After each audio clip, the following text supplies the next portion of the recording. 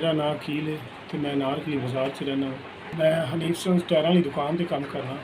3 मेरे बच्चे ने तो मैं दिहाड़ीदार मजदूर हाँ। PBS का बड़ा शुक्रिया अल्लाह तुहानू जिंदा खैर दे, अल्लाह तुहानू इन्ना कुछ रिज़क दे कि तुसीं इस तरह गरीबां दी मदद करदे। ਬੰਦੇ ਮੇਰੇ ਦੇ ਗੋਡਿਆਂ ਦਾ ਮਸਲਾ ਹੋ ਗਿਆ, ਉਹ ਕੰਮ ਨਹੀਂ ਕਰ ਸਕਦਾ। ਬੇਟੇ ਮੇਰੇ 2 ਹਨ, ਉਹ ਸਕੂਲ ਜਾਂਦੇ ਨੇ ਛੋਟੇ। ਰੋਜ਼ੇ ਅੱਧੇ ਲੰਘ ਚੱਲੇ ਨੇ ਤੇ ਮੇਰੇ ਘਰ ਰਾਸ਼ਨ ਵੀ ਨਹੀਂ। ਇਸ ਦਾ ਸ਼ੁਕਰੀਆ ਜਿਨ੍ਹਾਂ ਨੇ ਮੈਨੂੰ ਇਹ ਰਾਸ਼ਨ ਦਿੱਤਾ। ਅੱਲਾ ਤੁਹਾਡਾ ਭਲਾ ਕਰੇ, ਅੱਲਾ ਤੁਹਾਨੂੰ ਗਨਾ ਦੇਵੇ। मेरा नाम नौरीन है, मैं क्रीम पार्क च रहनी हाँ। मेरे 4 बच्चे ने। मेरा मियाँ रक्षा चलाता है, फैक्ट्री खुद मजदूरी करनी है। फैक्ट्री अग लगन की वजह तो सब बेकार बैठे हैं, असं घर के कोई काम नहीं है। मियाँ मेरा रक्षा चलाता है, रक्षा चलाइए या ना चलाइए उसकी दिहाड़ी लाजमी देनी पैंदी।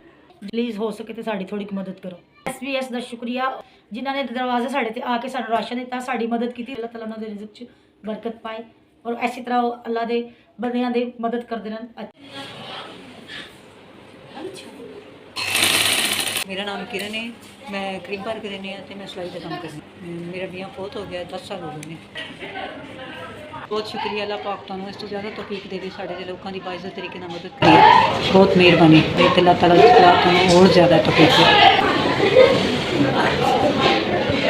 तो मैं क्रीम पार्क रहनी हाँ, मैं बेवा हाँ। मेरे बच्चे छोटे सन थे जो मेरा मियाँ फौत होया तो मेरे सहुरे ने मैनू घरों कढ़ दिता।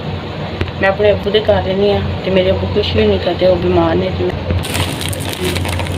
ऐसा शुक्रिया जिन्होंने राशन मेरे तक पहुँचाया है।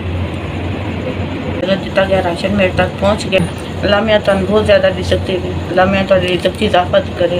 पूरे चुआइयाँ 3 बच्चे ने मेरे घर च काम करके अपना टाइम गुजर कर रही हूँ।